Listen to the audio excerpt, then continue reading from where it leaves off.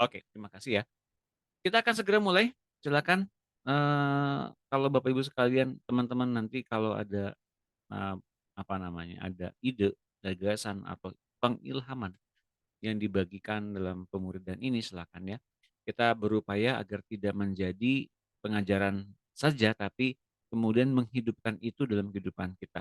Ini langkah awal dalam pengajaran, season baru ini dalam FFG. Kita bukan cuma mengajarkan, tapi menghidupi firman yang kita terima. Baptisan, mari kita baca ayatnya dalam Ibrani 16 ayat 1.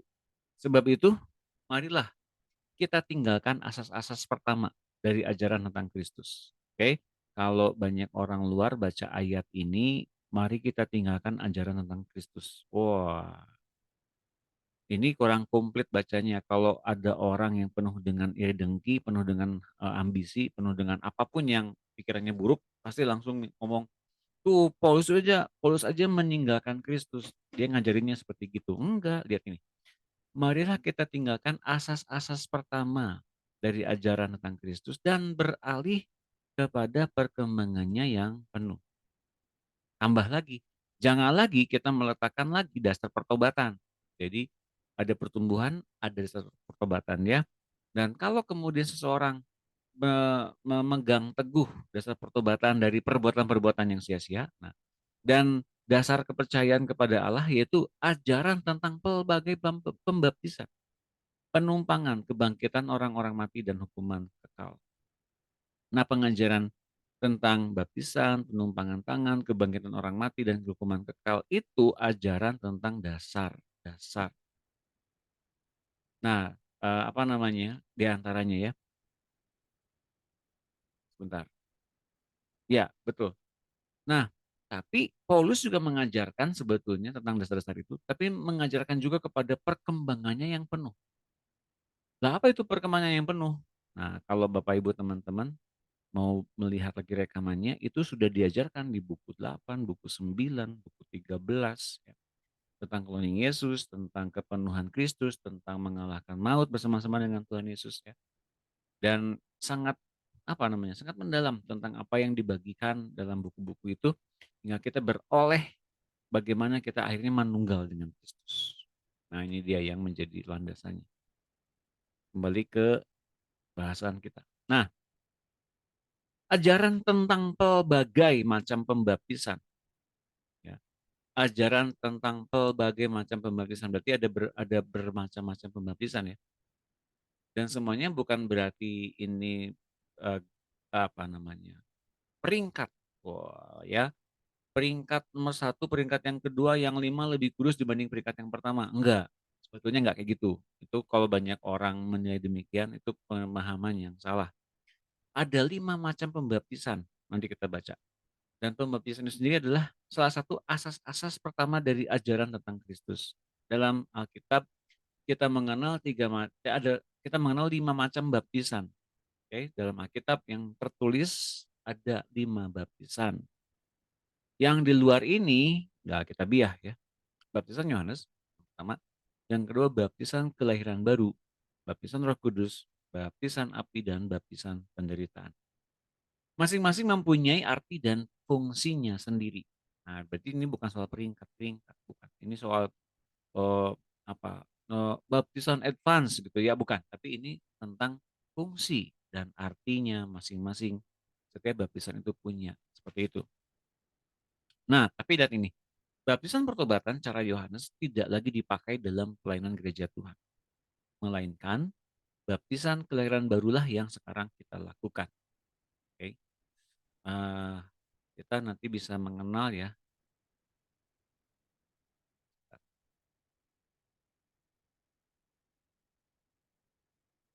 Kita bisa mengenal nanti kelak di dalam pembahasan ini, ya, adanya baptisan-baptisan ini.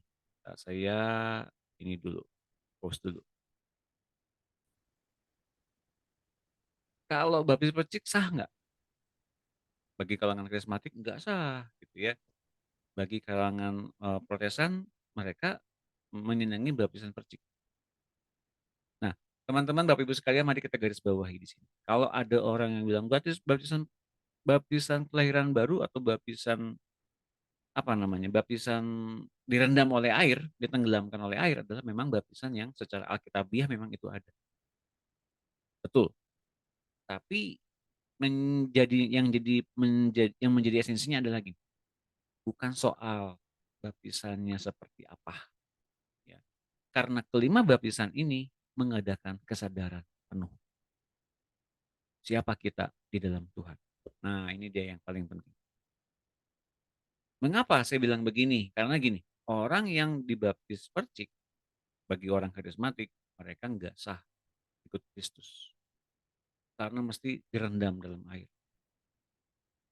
Orang yang reformis, orang yang protesan melihat orang karismatik, udah dibaptis, ditenggelamkan. Masih bisa berbuat dosa dan hidupnya masih kacau balau. Mengerti maksud saya? Jadi saya Ya, mau Pak. bilang gini. Ya, jadi saya mau bilang begini.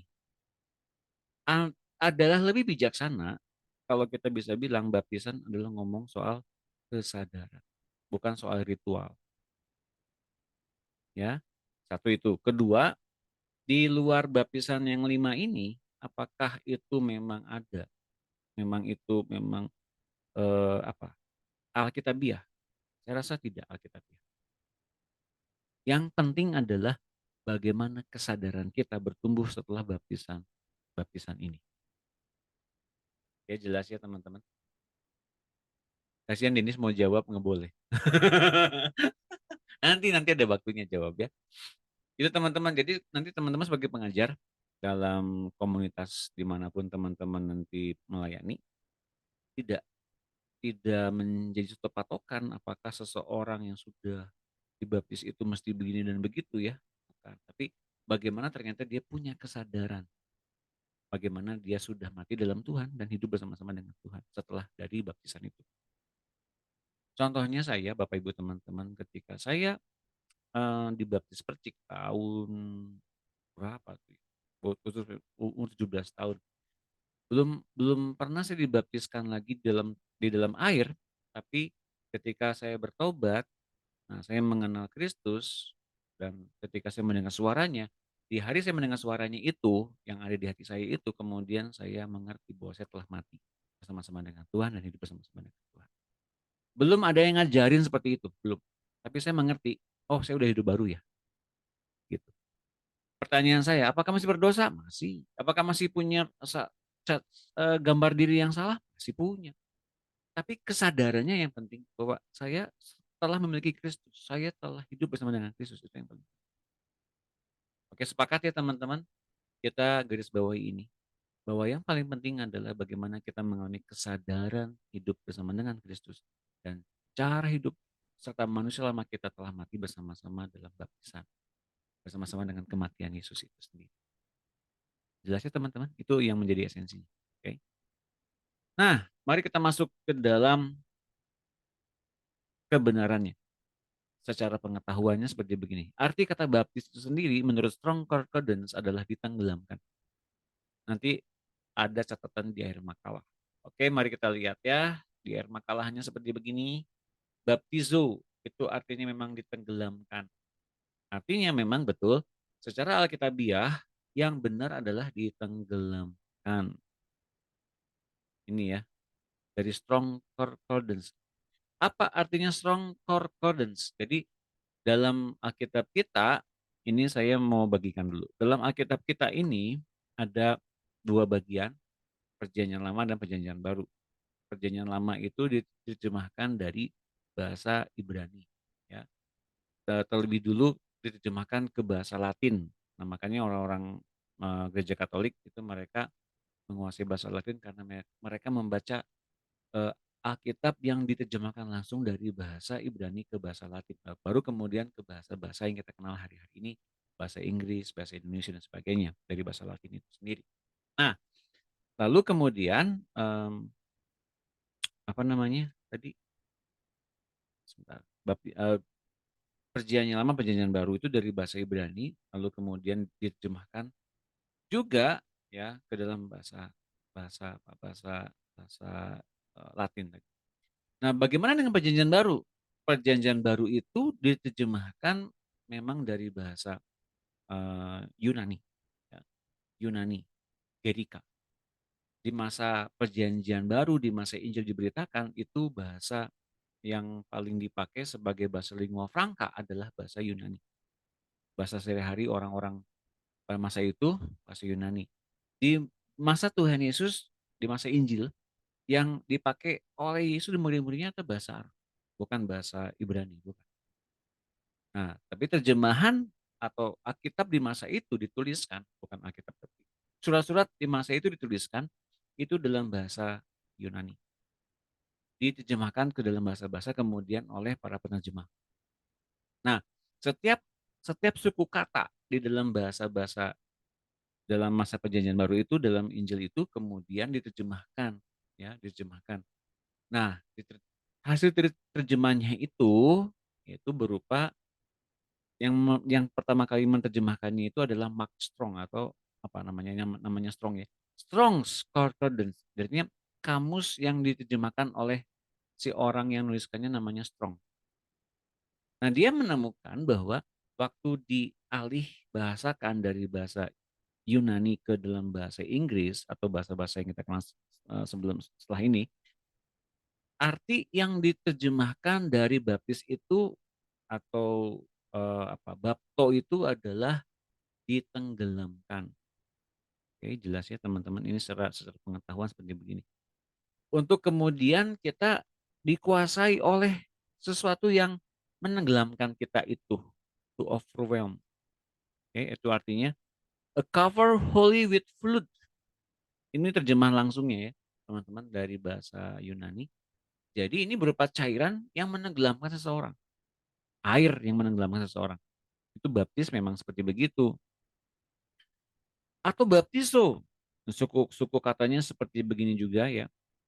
Itu artinya juga sama, ditenggelamkan, tenggelam, to make overwhelm. Untuk orang ini dikuasai oleh sesuatu atau sesuatu di atas orang ini. Oke? Okay? Fully wet artinya apa? Basah banget. Yang ditenggelamkan ya basah ya, nggak cuma di kepala aja. Oke, okay, teman-teman. Kemudian ini yang lain. Apa namanya?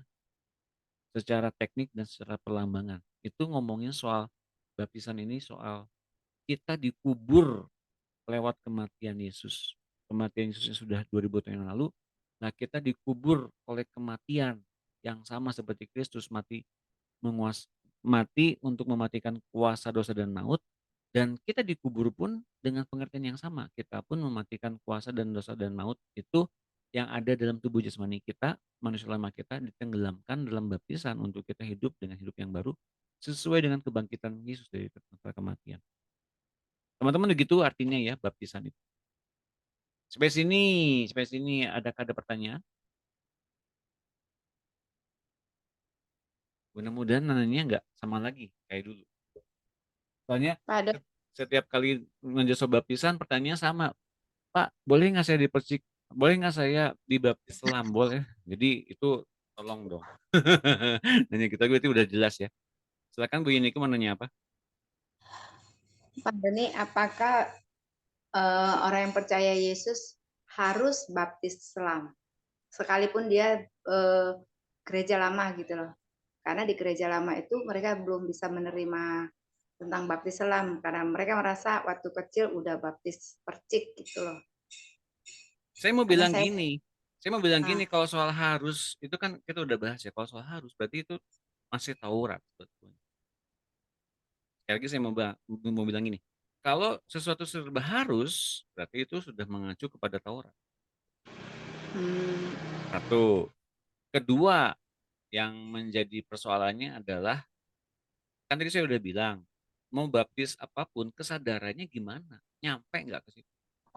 hmm, Kalau baptis berulang-ulang, diselam berapa kali pun, tapi nggak nyadar-nyadar, ya baptisan itu bagi bagi dia nggak ada pengaruhnya kalau begitu. Tapi bagi orang reformis, bagi orang Protestan yang sekali kemudian dipercik, dia sadar dia telah hidup bersama-sama dengan Tuhan Yesus, ya udah cukup. Ngerti maksud saya? ya Pak. Ya. Makasih Pak Dani. Terima kasih Bu Yeni. Ya, jadi pertanyaan tadi itu sebetulnya sering ditanyakan oleh banyak orang. Kita udah punya jawabannya ya. Baptisan itu sendiri secara alkitabiah memang baptizo itu ditenggelamkan dalam air, bukan dipercik. Tapi banyak orang yang sudah dibaptis berulang kali masih nggak sadar-sadar juga bahwa dia telah mati bersama-sama dengan Tuhan. Nangkep ya esensinya ya, teman-teman. Oke, ada lagi pertanyaan? Saya Oke, Bu Rida, silakan. artinya kalau memang benar yang dibilang Pak Doni, kepercayaan diri kita kepada Tuhan. Kalau saya sih dipercik ya Pak ya, bukan di, di, di apa sih, ditenggelamkan. Saya percaya dan yakin percik juga. Kalau saya percaya pasti diterima Tuhan. Cuma selama ini kan anak yang dari luar itu, uh, bisakah kau tanpa ditenggelamkan? Apa bisa kau diterima Tuhan? Itu kendalanya Pak. Waktu waktu teman saya yang bilang. Jadi yang pertanyaan Bapak tadi memang betul-betul saya imanin itu yang dibilang Pak Dodi tadi. Mau dipercik, mau ditenggelamkan itu sama di peran saya. Jadi yang pertanyaan yang di luar itu Pak, yang saya tanyakan, apa bisa kita bilang begitu? Nah, tapi ada kalanya kita mesti, terutama kalau kita sedang bergereja di kalangan orang-orang karismatik misalnya gitu ya. Kan ada orang yang kemudian gemes sama kita gitu yang masih memakai cara percik. Meskipun sebetulnya buat saya sendiri pribadi ya, itu masalah soal kesadaran kan. Tapi bagi saya dulu pertama kali ketika saya bergabung dengan gereja Pak Henry kan gembala ya. Nah, saya waktu gabung ke gereja beliau itu, beliau mensyaratkan untuk masuk ke dalam gerejanya itu mesti dibaptis. Saya juga nggak bandel, nggak gimana, ya udah baptis aja, nggak ada salahnya juga. Dan saya mengerti betul apa itu arti baptisan waktu itu. Jadi saya mau aja dibaptis selama seperti itu. Sekali lagi ini untuk kemudian hati nurani Pak Hendri sendiri, apa namanya, kan mengarahkan saya untuk jadi jadi dombanya dia. Udah nggak apa-apa, buat saya nggak ada masalah. Kan memang itu penting buat saya juga untuk kemudian meng, meng, mengikrarkan diri bersama-sama dengan Tuhan Yesus bahwa saya telah mati bersama-sama dengan Tuhan Yesus dalam baptisan ini. Buat saya nggak ada masalah. Nah, untuk kemudian saya masuk jadi binaan dombanya Pak Henry, maka saya dibaptis. Gitu. Gak ada masalah sebetulnya. Tapi kalau ini berhubungan erat dengan misalnya Bapak rohani kita, kakak rohani kita yang menyarankan demikian, apa salahnya? Ya nggak teman-teman Bapak Ibu sekalian. Oh itu pun sebetulnya adalah hal yang paling benar-benar alkitabiah. Yang saya lihat baptisan itu memang betul-betul menguburkan manusia lama. Seperti itu yang terjadi ketika kita dibaptis dalam air. Begitu buat Ida.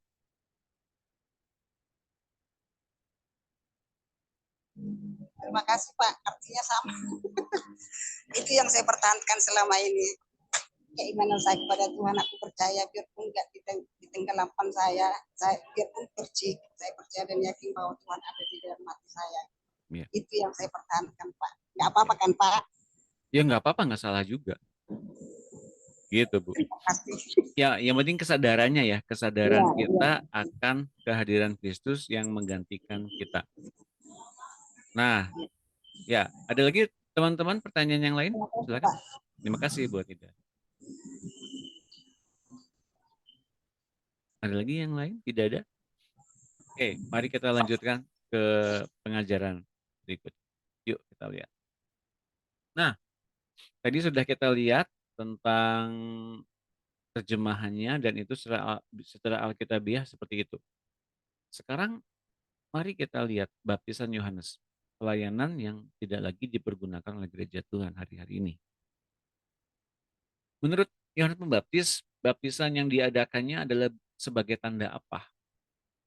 Dalam Matius 3 ayat 11, tanda yang diadakan oleh John the Baptist sebagai tanda pertobatan, baptisan pertobatan. Sedang Tuhan Yesus akan datang dan membaptis kita dengan Roh Kudus dan dengan api. Jadi baptisan Yohanes adalah soal tanda pertobatan. Ya, sebetulnya itu. Dan dia bilang sendiri, aku membaptis kamu dengan air, ya. Tapi dia yang datang setelah aku, dia akan membaptis kamu dengan Roh Kudus dan dengan api. Nah, teman-teman, ini yang menjadi krusial ya. Entah itu John the Baptist menenggelamkan orang dalam baptisan, entah itu memerciki orang ketika dibaptis. Ini yang paling penting. Yohanes Pembaptis bilang, Tuhan Yesus yang akan datang setelah ini akan membaptis semua orang percaya dengan Roh Kudus dan dengan api. Teman-teman, jadi ini ada satu baptisan yang memang Tuhan sendiri sediakan bagi kita. Suatu baptisan, yaitu baptisan Roh Kudus dan api. Oke, jelas ya? Jadi bukan cuma ditenggelamkan saja, bukan cuma pertobatan saja, bukan cuma percik saja, tapi Yesus pun membaptis seseorang dengan Roh Kudus dan dengan api. Pertanyaan yang muncul berikutnya adalah, Pak, ini mesti nggak kita terima? Kita mesti menerima baptisan Roh Kudus nggak? Pertanyaannya adalah, setelah kita dibaptis, entah itu dengan percik atau dengan baptisan air, atau direndam oleh air, atau dikubur dengan air, sudahkah kita menuju kepada kepenuhan berikutnya, baptisan berikutnya? Sudahkah kita menerima baptisan Roh Kudus? Pasti yang yang sudah pernah merasakan bilang, sudah. Apa tandanya seorang sudah menerima baptisan Roh Kudus? Pasti banyak orang bilang berbahasa roh. Saya mau bilang belum tentu. Belum lagi kalau kemudian seseorang ini dibaptis oleh baptisan api oleh Tuhan Yesus. Sudah atau belum? Kayaknya belum, Pak. Atau ada yang bilang sudah gitu ya. Nah, kalau kemudian sudah, apa yang terjadi? Apa yang menjadi ciri-ciri orang yang sudah dibaptis oleh baptisan api? Nah, saya mau katakan teman-teman, Bapak Ibu sekalian, terlepas kita kemudian masih ada eh, di wilayah baptis percik atau itu pun baptisan selam, masih memperdebatkan yang satu lebih penting dan satu lebih tinggi dibanding yang lain, sementara kita sudah membahas ini soal kesadaran, tapi sudahkah kita kemudian mencapai ke dalam kesadaran berikutnya? Karena baptisan Roh Kudus yang ini menjadi ciri-cirinya ya, apakah saya sudah belum dibaptis Roh Kudus, adalah soal bagaimana pengendalian Roh Kudus kepada orang. Ini penting untuk kita harus ketahui dan perlu kita ajarkan kepada banyak orang. Kalau nanti Bapak Ibu sekalian, teman-teman jadi pengajar, tentang pengendalian Roh Kudus kepada orang itu untuk menyampaikan apapun yang diinginkan oleh Roh Kudus untuk bicara kepada orang-orang lewat hidup kita. Nah, ini penting. Bukan cuma berbahasa roh aja jadi ya. Jelas teman-teman? Nangkep nggak apa yang saya bilang? Betul, Pak. Nangkep, Pak. Oke, paham ya? Nangkep, Pak. Ya.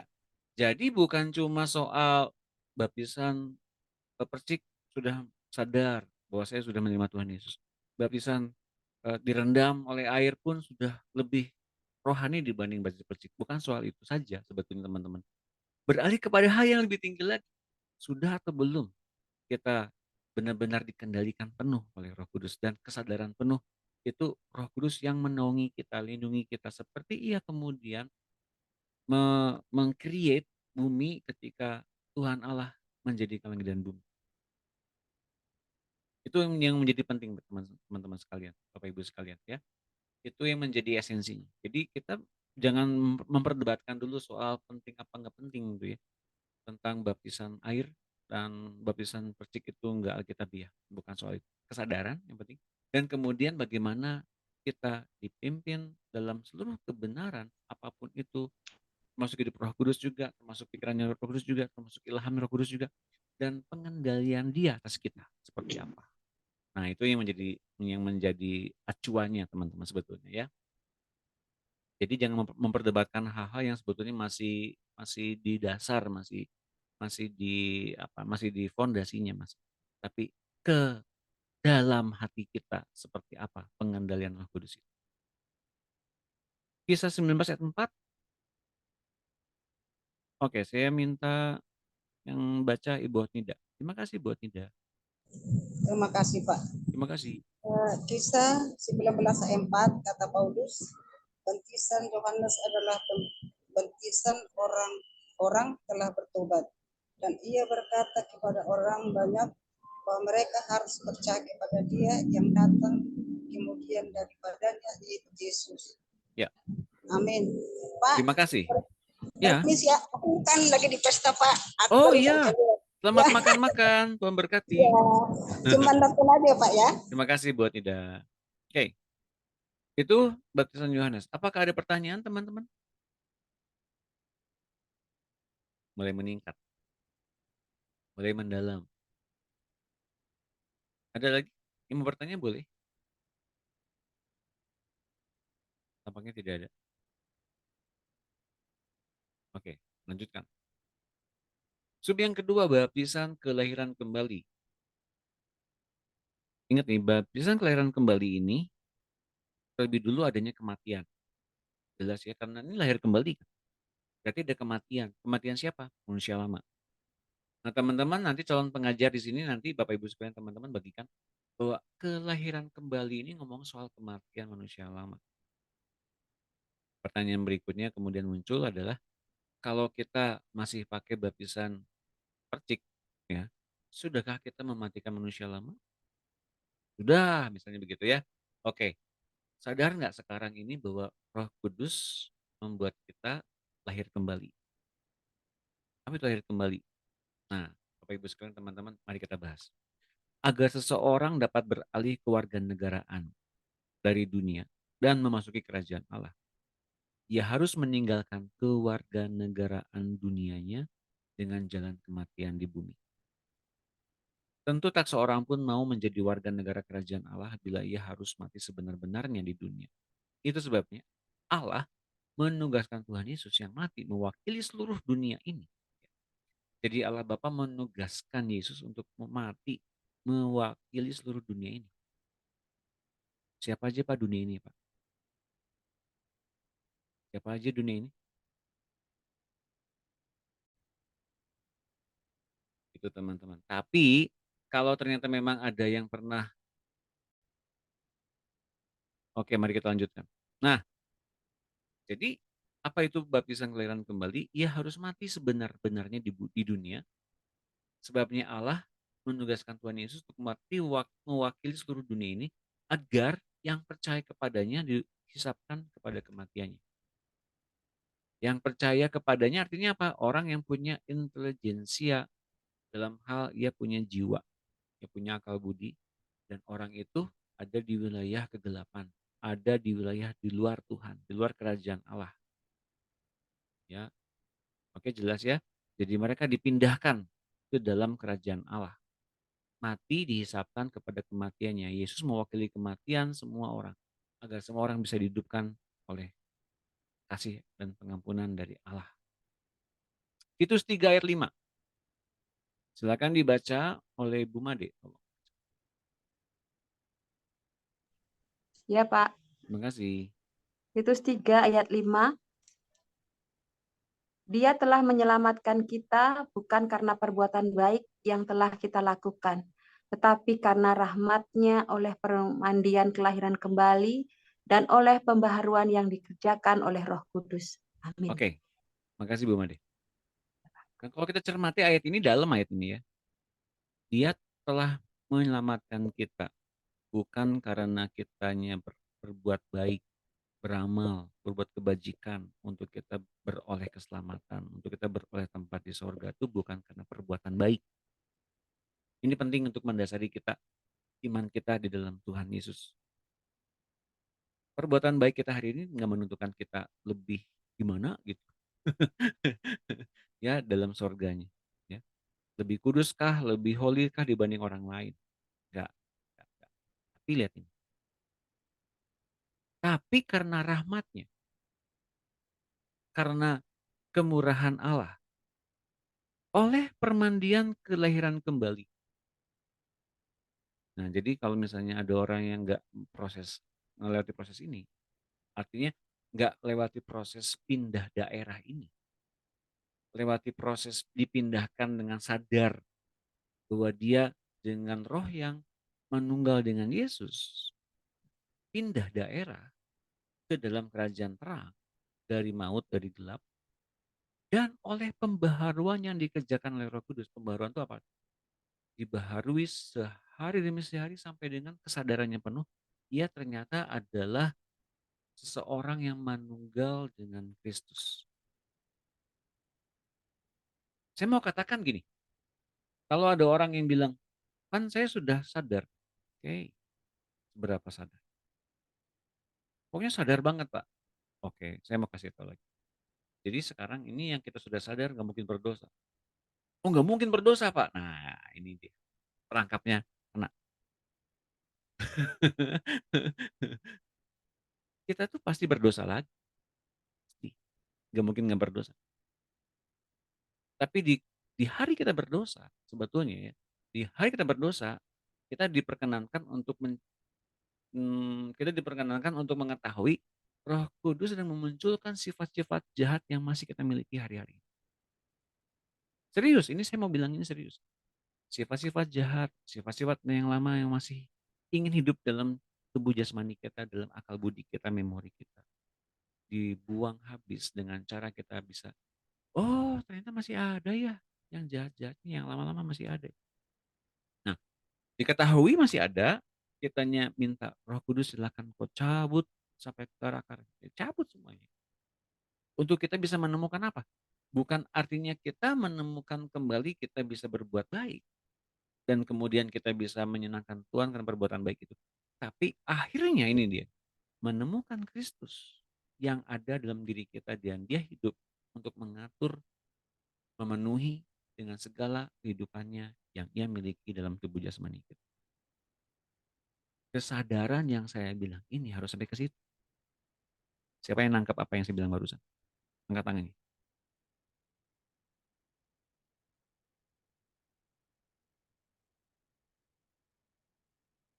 Nggak ada yang ngerti. Oke. Paham, Terus. Pak. Oke, 2. Yang lain? Oke, coba Ibu Dina ulangi. Kita akan coba. Silakan Bu Dina mengulangi apa yang saya bilang. Memahami semuanya ini butuh adanya satu langkah iman ya. Minimal diucapkan. Apa yang kemudian kita pernah dapatkan pengertiannya, diucapkan. Saya minta Ibu Dina untuk memberikan pengertian yang Bu Dina dapatkan barusan. Silakan. Iya, kalau Roh Kudus ada di dalam diri kita mengalami kelahiran kembali, kita nggak otomatis nggak berdosa. Setiap hari kita mungkin mengalami misalnya marah gitu. Terus seperti pengalaman saya ya, waktu itu aku pikir aku udah nggak pengen, ibaratnya saya ini dalam bensin pujian. Kita punya tim, kita punya saudara-saudara seiman yang juga pemimpin pujian gitu ya. Aku pikir aku nggak pernah membutuhkan panggung gitu ya. Tapi ketika misalnya ada satu KKR besar gitu kan, aku sudah dipilih, kemudian aku sudah dipilih, kemudian di dalam hatiku, Tuhan kalau ini bukan dari Tuhan, pilihan ini aku nggak mau gitu. Tapi dagingku sendiri pengen gitu kan. Sampai satu ketika tugas itu dikasih kepada yang lain, aku tuh nggak nunjukkan dari muka aku, tapi aku kecewa berat gitu ya, kecewa gitu. Kenapa sih aku merasa kecewa? Tuhan tunjukkan bahwa kamu masih menginginkan panggung gitu, pujian dari manusia ya. Tapi untuk mengatakan itu nggak berbulan-bulan loh Pak. Suara Kudus ambil ini udah aku ambil ini ya. Suatu saat mungkin Rasulullah akan tunjukkan lagi itu apakah sudah benar-benar. Jadi kita pikir di satu sisi kita sudah ini udah aku nggak, padahal nanti ditunjukkan lagi gitu. Terus amarah sampai benar-benar memang ludes sama sekali. Ada sih ya, pokoknya nggak langsung benar-benar kita nggak berdosa gitu. Kita setiap hari dibukakan oleh Roh Kudus apa yang yang mungkin kita tidak tahu, tapi hanya Roh Kudus yang tahu sifat-sifat manusia lama kita, sifat-sifat dari orang tua kita gitu. Jadi butuh Roh Kudus setiap hari. Itu sih yang saya pahami, Pak. Oke, Thank you. terima kasih Bu Dina. Tepuk tangan buat Bu Dina.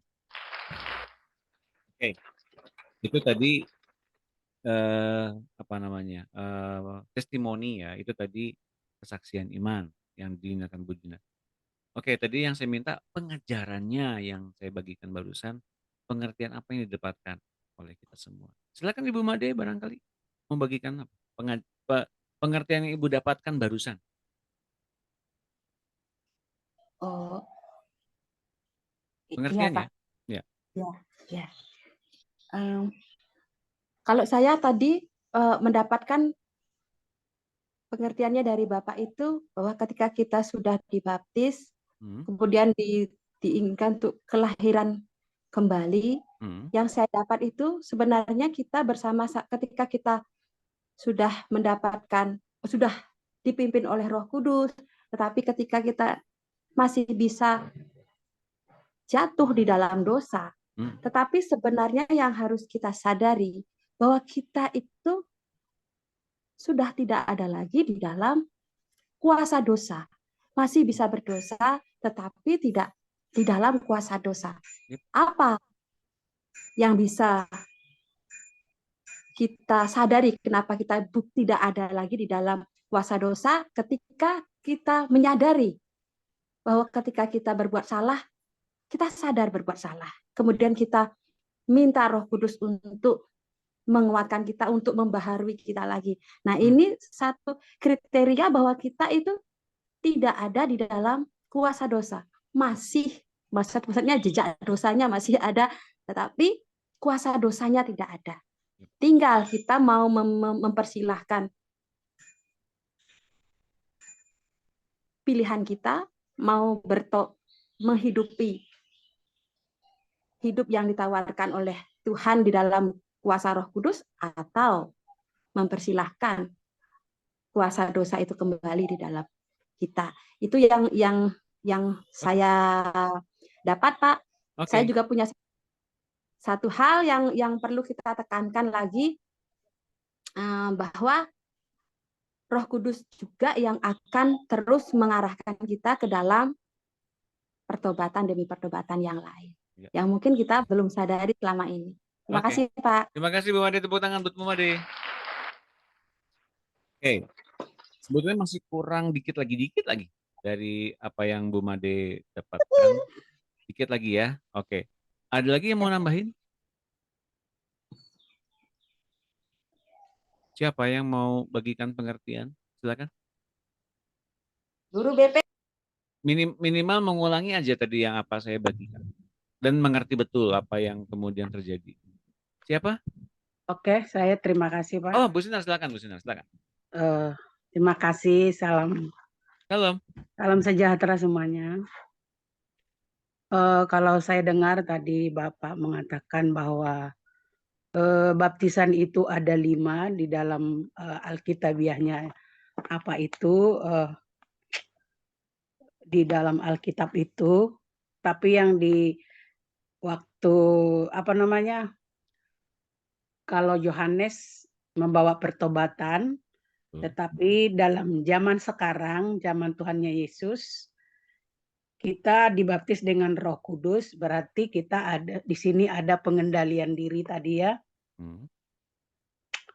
Bahwa kalau kita sudah dibaptis dengan Roh Kudus dan sudah ditenggelamkan dengan firman-Nya, mati bersama dengan Tuhan Yesus, berarti kita harus bisa mengendalikan diri kita, bagaimana kita untuk mengarahkan siapa yang harus datang kepada jalannya Tuhan Yesus. Bagaimana kita mengendalikan diri kita bahwa kita sudah dipakai Tuhan menjadi perpanjangan kasih-Nya di dalam baptisan Roh Kudus. Bahwa Roh Kudus itu bekerja di dalam diri anak-anaknya, dalam diri pilihannya, siapa yang percaya padanya dan sudah dibaptis.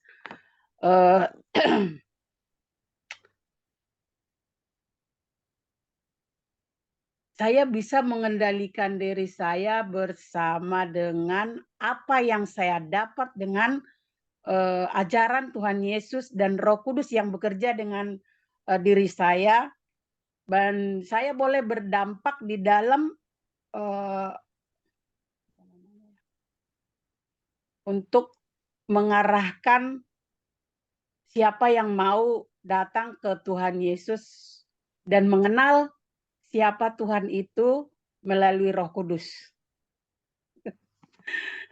Itu penjabarannya sedikit. Terima kasih Bu Sinar. Tepuk tangan buat Bu Sinar. Terima kasih. Terima kasih sudah membagikan pengertiannya. Oke, Denis mungkin mau bagikan sesuatu pengertian apa yang didapatkan? Dikit lagi nih, dikit lagi. Mana Denis? Jangan Aum, takut overpower. Hah? Nggak mau, udah di spoilerin semua, nggak rame. Spoiler? Yang lain aja. Spoiler yang mana? Ih, udah full. Tadi Full ada yang masih spoiler. kurang loh. Yang masih kurang, kamu mau nambahin nggak? Dikit lagi. Nggak mau. Yang Nambahin. lain dulu. Yang lain dulu. Ya. Oke. Ada satu hal tadi yang masih kurang sebetulnya ya. Satu, tentang tadi bagaimana baptisan Roh Kudus itu adalah bagaimana Roh Kudus yang mengambil alih atau memberikan satu pengaruh memimpin orang ini dalam kebenaran. Ini yang perlu kita ketahui. Prakteknya seperti gimana Pak praktek? Oke, saya tahu gitu ya. Saya tahu pengetahuan, saya tahu soal firman Tuhan, saya tahu tentang Alkitab. Pokoknya jago banget deh, nggak ada yang ngalahin pokoknya gitu ya. Tapi kalau tanpa pengendalian dan tanpa kemudian kita bilang, Roh Kudus silakan atur perkataanku, kau atur segala macam apa yang aku ucapkan. Roh Kudus kau cabut semua hal-hal yang kedagingan dalam diriku. Itu semuanya tanpa itu semuanya sia-sia. Mengapa? Karena orang sendiri dengan kemampuannya berjalan dengan kemampuannya bersama-sama dengan Tuhan. Nah, ini bedanya teman-teman. Kalau kita tanpa memberikan kendali pada Roh Kudus untuk mengendalikan kita, kita masih menyupiri kendaraan yang kita pakai dan kita bilang ini adalah ini adalah keinginan Tuhan. Padahal itu keinginan kita sendiri pribadi, teman-teman. Pak, kalau kemudian kita dapat hikmat untuk kita bisa melaksanakannya, saya mau bilang gini. Bisa saja seperti begitu, tapi hati manusia itu licik. Nah, saya kasih tahu ini ya. Hati manusia itu licik, selalu ingin ambil keuntungan dari semua sesuatu. Saya kasih tahu itu jahatnya manusia seperti itu. Makanya kita bukan lagi manusia, kita adalah anak Allah. Nah, makanya kemudian kita bisa bilang gini pada Roh Kudus, silakan kau ambil semua yang terbersit dalam pikiranku tentang kesombongan, keangkuhan, sok taunya aku ini, ambil semuanya. Satu itu, dan keduanya setelah kita menemukan hidup kita bersama-sama dengan Roh Kudus berjalan seperti itu, ini yang terjadi, bahwa kita akan semakin menemukan siapa Kristus yang terbentuk dalam tubuh jasmani kita, dalam hati kita, dalam jiwa kita, dalam perasaan kita, dalam pikiran kita. Nah, ini lebih Ulangi penting. Pak, ulangi, nggak kedengeran. Aduh, nanti rekamannya. Biasanya itu sulit, saya kalau suruh ngulangin nggak akan sama. Oke, saya cobain ya. Kalau kita memberikan kesempatan kepada Roh Kudus untuk ambil semua yang kita pikir kita masih kita tuh udah oke semuanya itu, tapi Roh Kudus silakan kau ambil semuanya, kau cabut semuanya akar-akar. Setiap kemampuanku, setiap apapun yang pikir aku pintar dalam semuanya, kau ambil semuanya. Sampai dengan kita bisa menemukan Kristus dalam hati kita, dalam jiwa kita, dalam perasaan kita, dalam pikiran kita. Dan itu yang sekarang sedang dikerjakan oleh Roh Kudus. Bukan hikmat kita lagi, ya, bukan kemampuan kita lagi, bukan intelijensia kita lagi, bukan urapan kita lagi, tapi Kristusnya. Nah, ini yang sedang dilakukan Roh Kudus sebetulnya. Jadi kalau kita sekarang masih berdosa itu wajar. Serius. Kalau kita masih punya kelemahan itu wajar. Serius. Yang nggak wajar adalah kita menguatkan diri untuk nggak berdosa. Itu yang nggak wajar. Itu yang nggak sehat. Artinya apa? Kalau kita berjalan mikirin soal dosa terus, pasti berdosa. Ngerti bedanya nggak? Oh jangan-jangan gini, jangan-jangan ada setan. Dan jangan mikirin setan. It's all about you and God.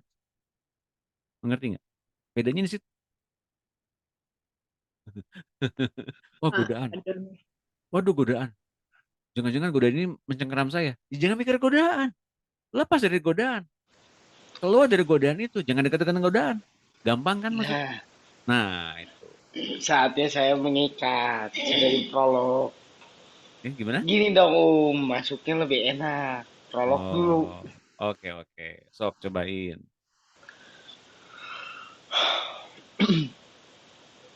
Gampang sih sebenarnya. Eh, kan ya tentang yang tadi bahas tentang baptisan dan apa hubungannya tentang ya setelah dibaptis tuh Roh Kudus mempekerjakan mem- mempe- mem- memampukan kita untuk tidak terpengaruh lagi atas dosa, tapi dosa masih bisa mempengaruhi kita. Itu udah diulang-ulang di bab 2. Dan kalau perlu ditambahin tuh, setelah dibaptis tuh kita manusia baru. Kita itu tidak mengikuti sistem dunia. Dan yang Pak Doni katakan itu, kalau kita masih mengkhawatirkan apa kita akan berdosa atau tidak, seperti yang Bu Dina juga tadi bilang, kita memang oke. Jujur aja, semua orang di ruangan ini pasti bisa merasa marah, merasa kecewa, merasa hidup ini kadang-kadang dunia ini memang sudah tidak ada keadilan di dalam dunia ini. Segala sesuatunya bisa menjadi sangat menyebalkan. Dan apakah kita itu termasuk kembali kepada kedagingan kita, kembali kepada manusia lama kita? No. Karena mungkin karena kemarahan kita bisa mengekspresikan sesuatu yang bukan. Malah ngemil kita. Ya udah. Mengekspresikan sesuatu yang sebaliknya. Tetapi apakah kita terikat dengan dosa sepenuhnya? Tidak. Apakah dosa masih memainkan pengaruh? Tidak. Kadang-kadang apakah masih ada pengaruhnya kepada kita secara aspek emosi? Saya bilang, ya. Mungkin secara tabiat kita memang sudah mati dagingnya, sudah tidak terikat kepada dosa 100%. Apakah dalam kesehariannya dosa itu tidak memiliki efek dalam emosi kita sehari-hari? Emosi kita bisa berubah setiap saat, setiap detik, dan kita bisa menghasilkan emosi apapun yang kita inginkan. Roh Kudus tuh berusaha memperbaiki sisa-sisa dari tiap kelakuan, tiap emosi, tiap tabiat kita yang masih salah. Apakah kita masih terpengaruh dengan itu? Tidak. Anggap saja kita sedang dalam sebuah finishing proses, sebuah tahap penyempurnaan oleh Roh Kudus agar kita semakin sempurna dengan Kristus. Kita memang sudah mati atas dosa, ya. Tapi kadang-kadang emosi kita tidak sepenuhnya tunduk kepada keinginan Roh Kudus. Tidak mengikuti kehendaknya dengan sempurna. Roh Kudus berusaha menyempurnakan setiap emosi-emosi yang ada di dalam pikiran kita, yang ada di dalam hati kita, agar selaras dengan keinginan Bapa di surga. Selaras dengan apa yang Roh Kudus inginkan sebagai output kita kepada orang lain. Udah? Oke, makasih Denis. Buat tangan buat Denis. Oke, ada lagi mau nambahin?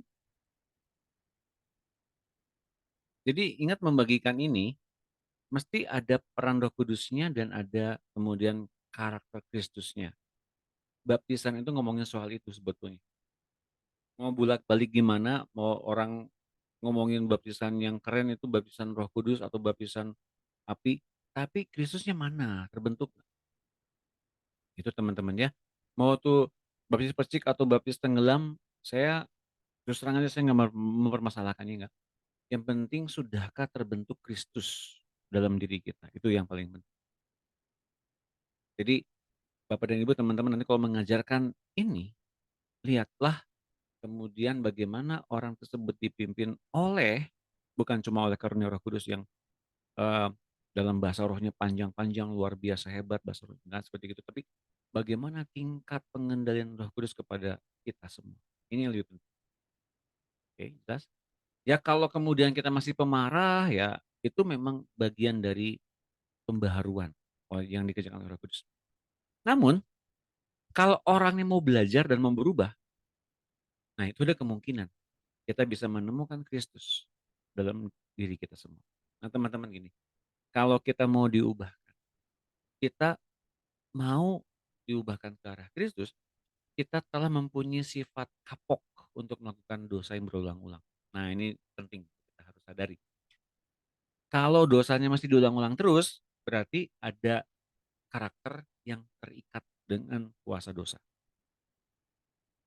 Jadi kalau sepenuhnya bebas dari dosa, kalau jiwanya terikat dengan dosa, berarti ini beda perkara dong. Gimana seorang jiwanya terikat dengan dosa, Pak? Nah, mungkin pertanyaannya gitu ya. Ini, di hari pertama seorang berdosa dan minta ampun sama Tuhan Yesus. Apakah Tuhan ampuni? Ampuni. Tapi kemudian apakah roh jahatnya ketika dia berbuat dosa itu lenyap? Enggak, ada di orang itu. Makanya perlu dilepaskan kuasa dosanya, kuasa mautnya, dan kuasa si jahat atas orang ini. Masih dilepaskan. Kalau nggak dilepaskan, maka pengaruh dosa atas orang ini akan bertambah kuat terus-menerus. Karena kemudian orang ini akan justifikasi himself atau membenarkan diri sendiri bahwa dia punya satu alasan mengapa ia berdosa terus-menerus. Kalau udah ada justifikasi, kemudian muncul ada kebenaran yang ia create sendiri agar ia bisa tetap berbuat dosa dan dibenarkan oleh Tuhan. Tanda kutip. Nangkep nggak apa yang saya bilang? Nangkep ya? Makanya kita mesti terus bertobat. Itu apa? Agar kita tidak pernah muncul pembenaran diri. Oh, saya masih lemah. Saya masih berbuat dosa. Udah berbuat dosa kan wajar. Nggak kayak gitu. Nggak. Salah. Jelas ya teman-teman? Jangan keliru. Jangan memutarbalikan apa yang saya bilang. Kalau tadi di awal, kita pasti berbuat dosa kok. Tapi setelah sadar berbuat dosa, itu memang ada ikatannya kepada dosa dan ikatannya kepada si jahat. Di hari kita berbuat dosa, kita belum dibereskan sepenuhnya oleh Tuhan. Mengapa Tuhan nggak bereskan? Karena kitanya masih mau berbuat dosa-dosa yang sama. Nah, ini beda. Beda ya teman-teman. Mengertikah bedanya? Mudah-mudahan mengerti. Karena ini saya udah bagian berulang kali sebetulnya. Oke, saya teruskan sekarang. Pak Doni mau Oh iya, nanya. Bu Mundi ini ya. Oke, Ya. silakan Bu. Ya. Ya, Pak Doni mengenai baptisan, yaitu bagaimana Pak kalau ada kan ada baptisan bayi gitu loh Pak. Berarti kan kalau bayi itu kan belum mengerti, tapi seberjalannya waktu dia kan semakin jadi anak-anak, jadi dewasa kayak gitu. Nah, itu pasti kan tidak mengalami ini ya Pak ya, mengalami yang ini mengalami yang kelahiran baru yang misalnya ini tadi ya kalau baptisan baptisan mungkin yang baru percaya sama Tuhan Yesus gitu. Itu kan beda ya Pak ya. Nah, itu gimana Pak untuk misalnya baptis dari bayi itu Pak? Apakah itu seberjalannya waktu dia juga mendalami tentang pengajaran tentang Yesus, siapa Yesus gitu. Jadi itu juga bisa mempengaruhi akan kehidupan dia sehari-hari gitu Pak. Ya. Yang saya tahu ketika saya diserahkan kepada Tuhan oleh papa mama saya dulu ketika dibaptis oleh anak. Kok bisa tahu, Pak? Ya saya diputar lagi di umur 30 tahun, saya diputar lagi semuanya. Waktu diputar dan kemudian saya menyadari apa yang dilakukan oleh Tuhan ketika saya dalam kandungan, ketika Tuhan memberikan penglihatan kepada saya ketika saya dibaptis, ketika Tuhan memberikan pernyataan kepada saya ketika saya hampir mati selama 4 atau 5 kali, ya, diancam maut 4 sampai 5 kali itu saya. Diberikan pengertian begitu agar saya mengerti, oh, segala apapun tindakan-tindakan yang saya pikir ritual, yang agamawi di masa lampau, ternyata itu bisa berpengaruh kepada kita loh sebagai orang-orang yang pada saat itu mungkin nggak sadar, ini acara apa sih gitu ya, ini apa kok dibaptis, apa diguyur sama air, kenapa sih gitu ya. Karena apa? Karena ketika di masa ketika ada anak kecil dibaptis oleh bapak dan ibunya diserahkan kepada Tuhan, ini satu satu perkataan yang saya nggak mungkin lupa. Ada acara baptisan anak ini ya, si bapak dan anak menyerahkan anaknya kepada Tuhan. Dan sambil si anak ini sampai nanti dia menyatakan imannya kepada Tuhan, dijaga atas asuhan ayah dan ibunya. Dia, orang tuanya ini, bertanggung jawab kepada Tuhan. Selama dalam pemeliharaan anak ini dari orang tuanya, kepada orang tuanya, anak ini aman dalam orang tuanya ini. Dan orang tua ini bertanggung jawab penuh atas pertumbuhan iman si anak ini. Gitu loh. Ini benar ngaruh sebetulnya teman-teman. Ngaruh banget. Karena si anak akan belajar bagaimana otoritas dari orang tuanya. Oke. Nah, ketika si anak ini menemukan Tuhan, dia akan dengan sukarela, suka hati untuk dibaptis. Kalau di Protestan kan CD ya. Nah, saya dulu pernah CD juga. Karena saya belajar juga selama 3 bulan Alkitab. Kursus cepat untuk dibaptis CD. CD ya, baptis CD. Nah, tiba saatnya bagaimana setiap anak-anak akhirnya menemukan Tuhan dan akhirnya mereka betul-betul menemukan Tuhan dalam hidupnya dan akhirnya mereka bisa menemukan kelahiran baru dan akhirnya bertemu dengan Tuhan dan Tuhan memberikan baptisan berikutnya betul baptisan Roh Kudus atau juga tambah dengan baptisan aku. Ngaruh loh Bu Mundi, benar serius. Itu ngaruh banget buat anak-anak yang dibaptis di masa kecilnya. Gitu Bu. Pak, berarti orang tua itu peran ya Pak? Oh banget. Iya, benar-benar jadi Iya. benar. Jadi dia membimbing ya Pak dari bayi kan memang dia baptis bayi berarti seberjalannya waktu dia jadi anak-anak dewasa itu berarti peran orang tua itu harus Oh dari iya. berarti orang tua ya Pak dalam hari ini karena anak-anak kan ya mungkin kalau di gereja mungkin sekolah minggu itu bisa juga ya Pak bimbingannya ya. Tapi di luar itu keluarga orang tua berperan banget ya Pak untuk Ya. Yesus Kristus dipercayakan kepada keluarga Yusuf dan Maria. Lahir sebagai manusia. Kalau nggak ada keluarga Yusuf, gimana bisa hidup? Betul? Ya. Saya pertama kali kenal nggak sama Denis, nggak sama orang tuanya. Yang memperkenalkan saya kepada orang tuanya Denis itu adalah teman saya. Kita latihan fitness. Kita lihat latihan fitness nih, tiba-tiba yang saya latih ini kemudian dia bertobat, dia terima Tuhan Yesus dan kemudian dia membuka rumahnya untuk pemuridan. Lalu dia undang teman-temannya hadir di pemuridan itu, ya. The good old days. Nah, kemudian Denis waktu itu masih umur 3 atau 4 tahun gitu ya. Dan kemudian akhirnya ikut pemuridan, umur segitu, pemuridan, apa yang bisa didengar, ternyata dia banyak yang gitu teman-teman Bapak Ibu sekalian. Jadi setiap jalan manusia itu ternyata Tuhan atur semuanya tanpa terkecuali loh, betul. Pilihannya dalam diri manusia itu sendiri.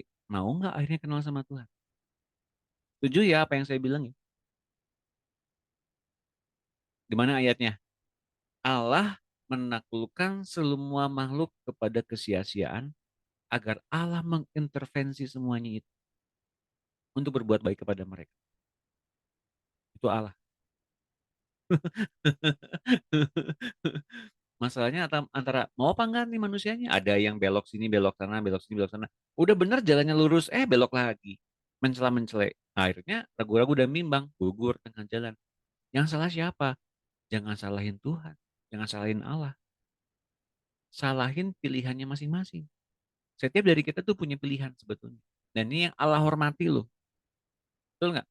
Allah menghormati pilihan kita. Meskipun dia menginginkan adanya satu persetujuan. Kamu mau gini nggak? Ini kalau bagusnya, kamu pilih yang ini. Gak mau, ya udah, dia nggak bisa maksa. Yang maksa itu si jahat, yang menyeret, membunuh, dan membinasakan. Tuhan tidak. Dia menyediakan. Ini yang beda nih. Dia menyediakan. Mau apa enggak? Memakai semua apa yang Allah sediakan itu untuk kebaikan Allah. Lebih berbuat baik lagi kepada mereka yang percaya kepada Tuhan Yesus. Jelasnya Bu Mundi ya? Iya Pak. Pak, satu lagi boleh Pak? Boleh 5 lagi juga nggak apa-apa silakan. Ya. Iya. Tadi kan gini ya Pak, setiap orang walaupun sudah dibaptis, sudah lahir baru, tapi kan masih melakukan dosa gitu ya Pak. Masih Eh, kemungkinan besar melakukan dosa? Iya, masih bisa. Ya, nah, tapi standar ya Pak, saya bilang standar. Kalau misalnya kalau yang di Galatia 5. 5, Ya, 16 ya Pak, ya. 16 ya kemarin ya disampaikan itu kan itu berat ya Pak itu ya. Itu kan berat ya Pak. Kalau yang di Galatia 5, 16 itu ya Ya. dosa-dosa. Nah, terus untuk yang ringan-ringannya itu tadi ya Pak, misalnya marah kayak gitu ya Oh, Pak. berat ringan nggak ada berat ringan. Sama Tetap aja. aja. Lo kok berat ringan? Emangnya Damri jauh dekat sama aja? Nah, itu kan kadang-kadang gini Pak, tadi marah, marah tadi kan marah suka oh ya kita minta ampun. Besoknya tuh nah itu Marah lagi besoknya. itu ini ya Pak ya, baru sebenarnya di Roh Kudus tuh memang dibenderin ke situ biar benar-benar bisa mengendalikan diri itu ya Pak ya. Ya, pengendalian diri diberikan pada Roh Kudus juga, bukan kepada kita yang mengendalikan diri. Sabar, sabar, sabar. Marah juga meledak. Gak kayak gitu juga. Oke, tidak ada besar kecil dosa. Semua dosa sama. Nilainya sama, pelanggaran kepada Tuhan. Yang terjadi adalah begini. Nah, di dalam Tuhan memang tidak ada penghukuman.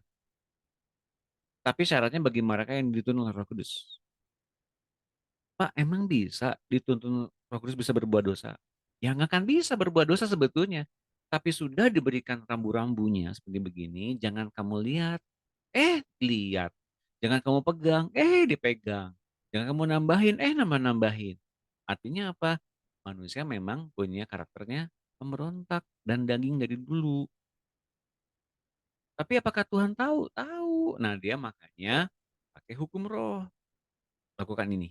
Jangan, jangan, jangan. Dia nggak pernah bilang ini. Jangan, jangan, jangan, jangan, jangan, jangan. Harus, harus, harus, harus. Sekali lagi saya katakan ya, yang serba jangan, jangan, jangan itu, dan serba harus, harus, harus, harus gitu, itu biasanya berunsur hukum Taurat. Jelas teman-teman? Berunsur apa Pak? Hukum Taurat. Oh, hukum Taurat. Oh iya iya iya.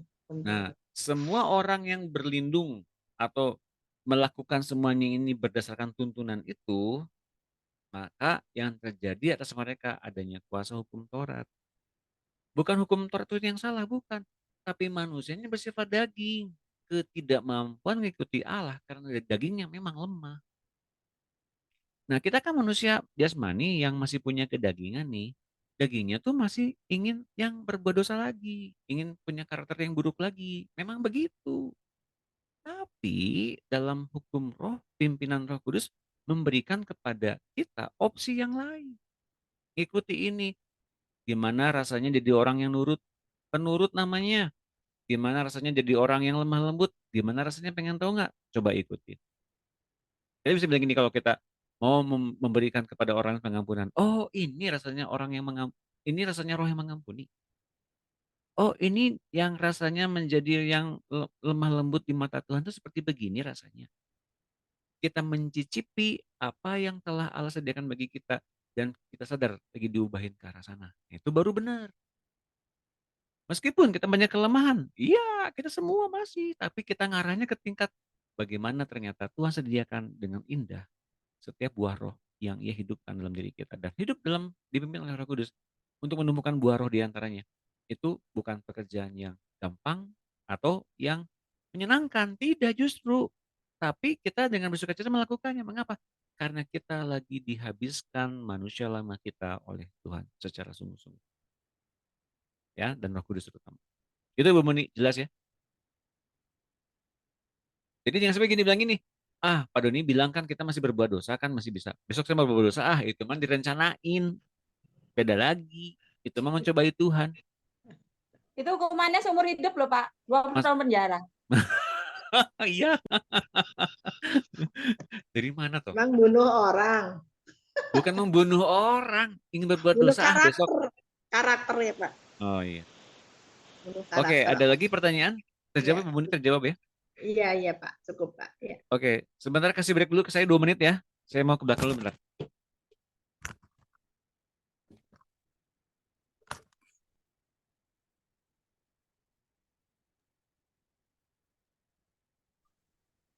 Udah makan Bu Mundi?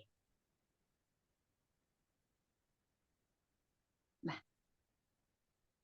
Cantik banget Bu Nida. Makan apa itu?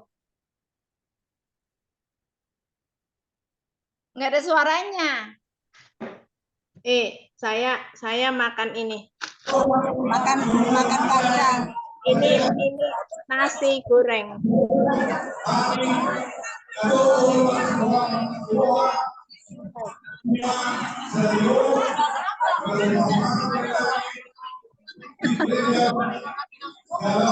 Merpes. Kami di pesta tulang. Halo. Saya makan ini.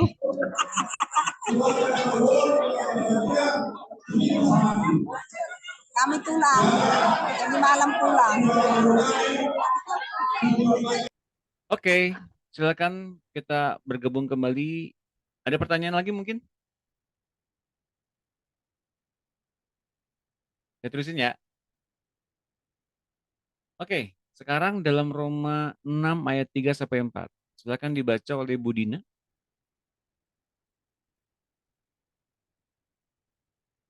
Iya Pak. Ya. Roma 6 ayat 3 sampai 4. Bila seseorang dibaptis dalam Kristus, itu berarti ia dibaptis dalam kematiannya. Dengan demikian kita telah dikuburkan bersama-sama dengan dia oleh baptisan dalam kematian supaya sama seperti Kristus telah dibangkitkan dari antara orang mati oleh kemuliaan Bapa, demikian juga kita akan hidup dalam hidup yang baru. Ya, makasih Bu Dina. Jadi ada kematian dan ada kebangkitan. Kematian manusia lama untuk membangkitkan manusia baru bersama-sama dengan kemuliaan Bapa yang membangkitkan juga tubuh Kristus dari kematian. Oke. Jadi kemuliaan Bapa itu membangkitkan anak-anak Allah. Selain anak-anak Allah itu menerima Kristus dalam hidupnya. Tapi fokusnya adalah kemuliaan Bapa yang membangkitkan juga Yesus dari kematian. Oke, ada korelasinya Pak tentang baptisan ini dengan kemuliaan Bapa? Oh banyak, sangat erat.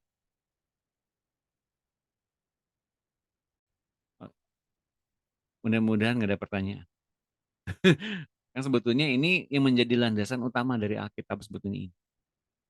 Mengapa? Allah Bapa mengirim anaknya untuk kemudian menjadi manusia serupa dengan anaknya agar mereka yang serupa dengan anaknya itu berhak untuk mendapatkan hidup yang sebenarnya. Nah, maka kemudian adanya baptisan seperti ini yang kita bahas hari-hari di antaranya.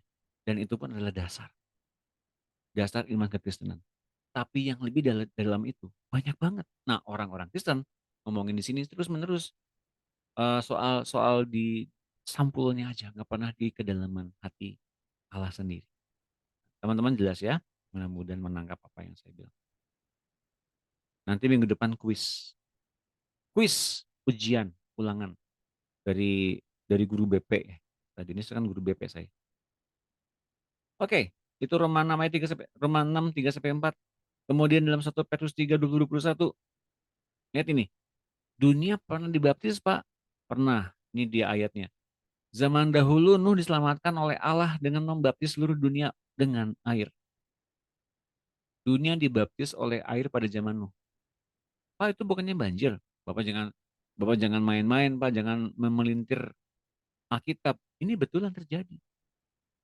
Dunia waktu itu dibaptis oleh air agar Nuh dan keluarganya diselamatkan dari bahaya kontaminasi dosa yang ada di dunia itu. Karena dunia itu ternyata dalam pandangan Tuhan menjalankan pola etika yang sangat buruk. Pola dosa yang sangat berulang-ulang jahatnya di mata Tuhan. Alkitab mengatakan bahwa kecenderungan hati manusia saking jahatnya, maka Tuhan menyesal menciptakan manusia. Jelas teman-teman? Maka kemudian dunia ini dibaptis agar Nuh diselamatkan dari kontaminasi dosa. Artinya apa? Dengan prinsip yang sama, ya, dengan prinsip yang sama bahwa waktu itu dunia dibaptis dan Nuh diselamatkan, kita pun mesti diselamatkan juga dengan cara dibaptis oleh air. Oke, menangkap yang saya maksudkan? Menangkap ya. Jadi mengapa mesti dibaptis oleh air? Karena itu, agar kita diselamatkan dari dunia ini. Kalau Anda sekarang dibaptis menurut kiasan dari baptisan dunia pada zaman Nuh itu, Anda diselamatkan oleh apa? Kalau dulu Nuh diselamatkan ya melalui baptisan itu oleh air itu, oleh kemudian dibikinlah bahtera oleh Allah, maka kemudian kita diselamatkan apa oleh baptisan? Oleh kebangkitan Yesus. Mengapa kebangkitan Yesus menyelamatkan? Karena Yesus dibangkitkan untuk ia dinyatakan memang benar-benar menjadi pemenang atas seluruh manusia yang lain yang akan ada setelah itu dan semua makhluk yang ada di bawah tekanan dosa dan maut dibebaskan oleh kebangkitan Yesus. Kita pun dibebaskan dari apa? Dari bahaya kenajisan jasmani. Jadi baptisan juga mengadakan apa? Pentahiran, kekudusan, kesempurnaan secara jasmania. Mengerti nggak teman-teman? Jadi baptisan ini penting ya, penting banget untuk kita pelajari hingga kita bisa mengerti. Bukan cuma soal esensinya saja, nah sekarang baru luar. Sekarang yang luaran saya bahas. Bahwa baptisan mengadakan pengudusan secara jasmani juga. Tadi ada pertanyaan dari Bu Yohana, Bu, kalau baptisan pentahiran apakah ada nggak dalam Alkitab? Dan teman-teman M Semarang ini pernah eh Atau mau ngasih hadiah? Tadi belum di print, belum direkam. Jadi penjahat yang Jawab. digantung di sebelahnya Tuhan Yesus itu selamat di Firdaus, kata Tuhan Yesus ya. Dia selamat tanpa dibaptis. Kok bisa? Kenapa? Jawabannya adalah Aku yang jawab atau yang lain yang jawab nih? oke, yang lain dulu tuh di encourage sama Denis. Siapa yang mau jawab boleh?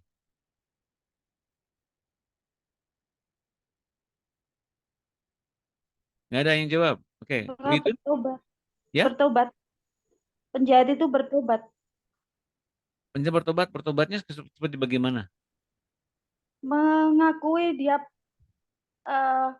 percaya dan mau mengikut Tuhan. Nggak bilang begitu. Nggak bilang gitu. Saya jadi pengikut Kristus. Nggak bilang gitu. Dia bilang gini, Yesus ikatlah akan aku kalau engkau jadi raja. Itu cuma gitu aja.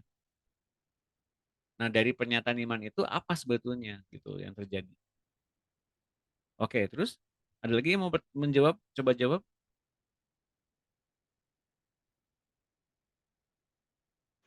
Jangan aku terus.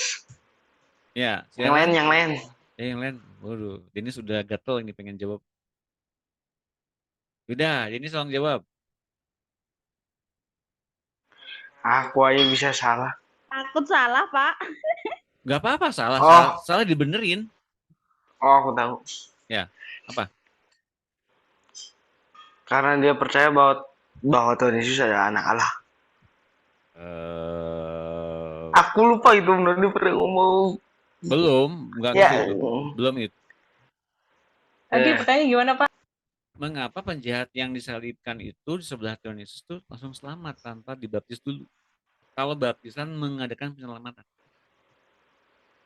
Kan katanya Tuhan Yesus saat ini juga kamu di Firdaus. Nah iya itu. Kenapa dia selamat? Karena dia percaya sama Tuhan Yesus. Iya, bolak-balik. Sebetulnya Sudah menerima Tuhan Yesus. oke, kaitannya dengan baptisan tadi adalah siapa yang mencoba mengerti?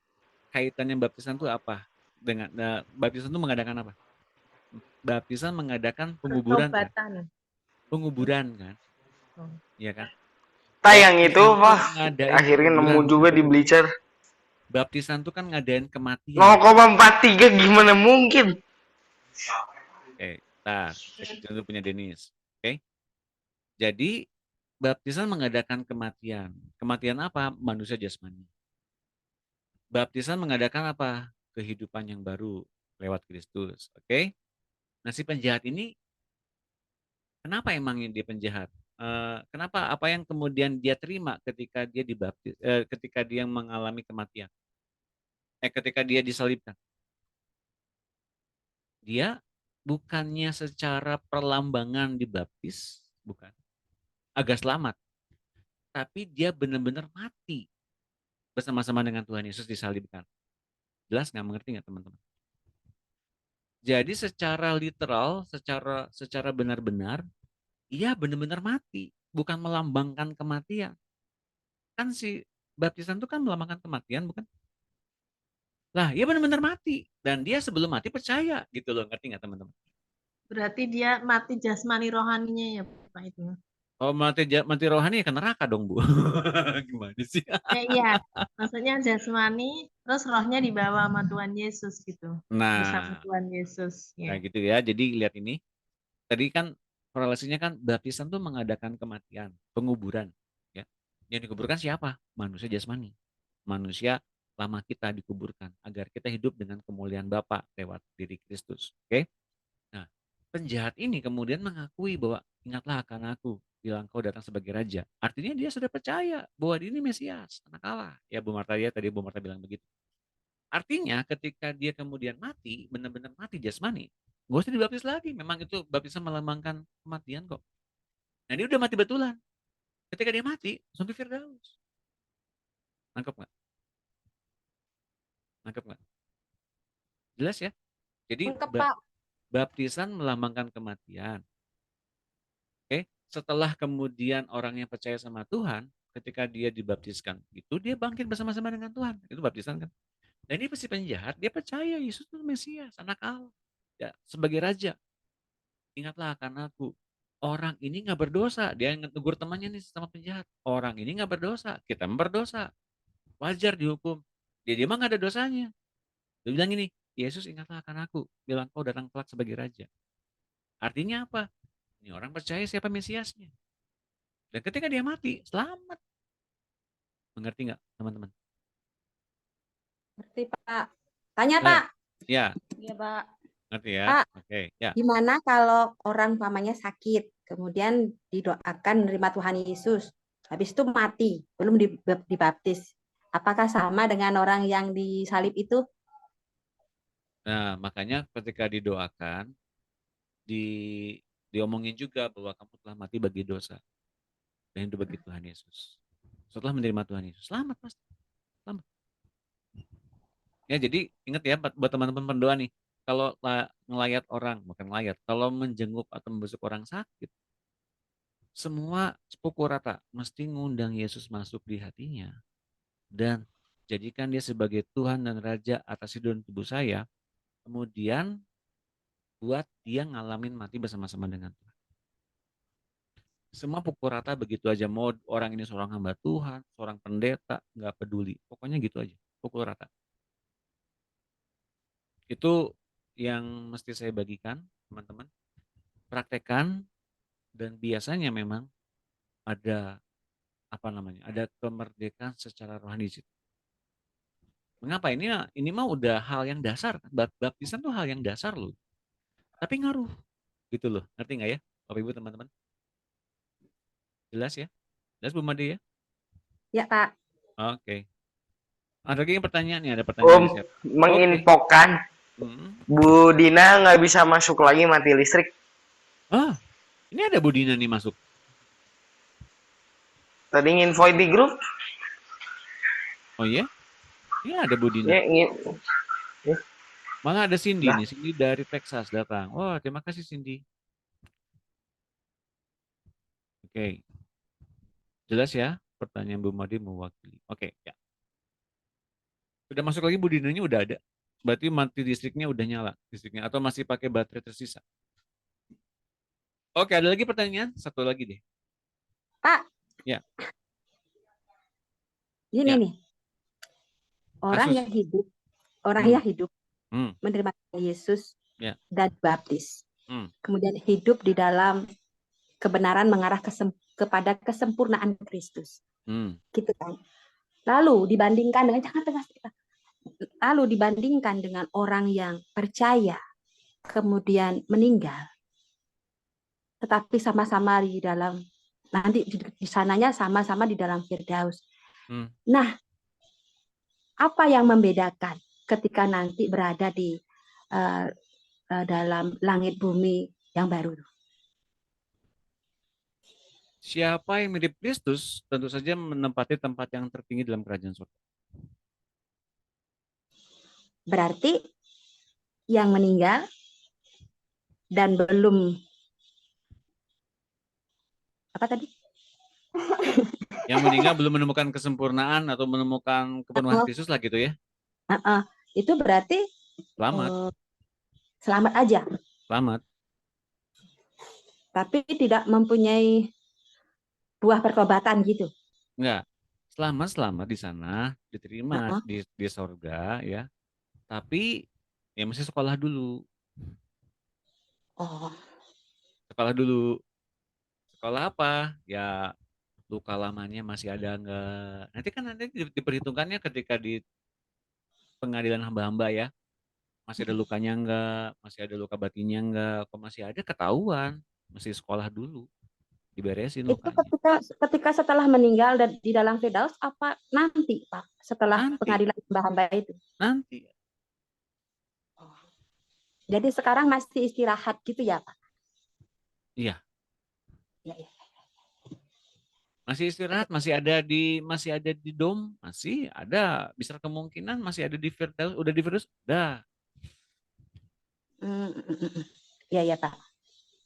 Jadi paham. Jadi kan bisa menjelaskan apa bedanya? Sebentar. Tadi ada orang yang dalam Tuhan maksudnya.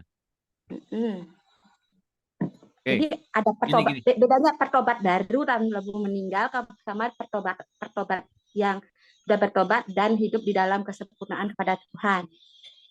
Begitu. Sama-sama meninggal Bu Pade, udah sama-sama meninggal. Kasusnya hidup menuju kesempurnaan, maksudnya gimana hidup menuju kesempurnaan? Ya maksudnya yang kayak kita ini udah dibaptis terus maksudnya itu nanti akhirnya meninggal gitu loh Pak. Udah melayani Tuhan, udah belajar. Saya pertajam dulu ya. Jadi orang yang sudah melayani Tuhan tuh makanya lebih tinggi dibanding orang yang biasa-biasa aja, tapi udah lahir baru. Gitu ya? Nggak kayak gitu. Nggak kayak gitu. Gimana? Ulang. Kita berpikir bahwa orang yang pelayanan tuh lebih tinggi peringkatnya dibanding orang yang kepelayanan. Enggak kayak gitu. Enggak gitu juga. Pertanyaannya Bu Made bukan gitu. Bukan yang pelayanan, yang on the way kesempurnaan. Maksudnya yang sudah yang mau belajar setiap hari dengan Roh Kudus. Gitu loh Pak maksudnya. Karena dengan gini, yang tidak belajar. Kalau kita dipimpin Roh Kudus ke kesempurnaan, nggak mungkin sempurna loh kita. Ternyata nggak mungkin sempurna. Saya kasih tahu nggak? Ya maksudnya di daerah situ gitu loh Pak. Nggak mungkin. Udah gini aja tak simpulin deh ya Pak ya. Kegetan aku sama Pak Doni lama-lama. Enggak gini. Kemarin kita lagi ngobrol soal ini soalnya. Terakhir kali kita bertemu dengan Pak Yosia, dengan Pak Billy, dengan dengan John, dengan Reta, dengan Pak Agus. Kita ngobrolin ini, terus terang aja ngomongin ini. Bahwa kita tuh nggak mungkin sempurna loh, nggak mungkin. Iya, iya. Hanya Kristus yang dalam diri kita yang menyempurnakannya. Saya mau bukain gambar ya ini Bapak Ibu teman-teman, gambarnya indah. Nanti deh hari Rabu aja deh biar pada datang. Bapak kok gitu toh Pak? Ini sudah panas ini aku. Lah iya ini udah jam 7. Aku lupa loh Pak. Lah jangan lupa. Sengaja pasang reminder. Sengaja enak bagus to be continue aja biar selalu semangat. Ini guru BP sama gurunya sama. Ini untuk menjawab pertanyaannya Bu Yohana yang mungkin masih ganjel ya. Pertanyaannya siapa? Iya, betul. Sangat, Pak. Bu Made ya. Saya bilang gini, kita tuh nggak mungkin sempurna. Dengan kebaikan-kebaikan kita nggak mungkin sempurna. Dengan setiap apapun yang kita miliki hari-hari ini, kita masih punya kelemahan tuh wajar. Kita masih berdosa itu pasti berdosa. Ya. Tapi kan kita dituntun Roh Kudus, Pak. Iya, betul. Tapi kan daging kita ini yang membuat kita jauh dari Tuhan. Tubuh jasmani ini yang membuat kita jauh dari Tuhan. Jauh banget dari Tuhan. Serius, ini saya udah bilang berulang kali di FFG ini.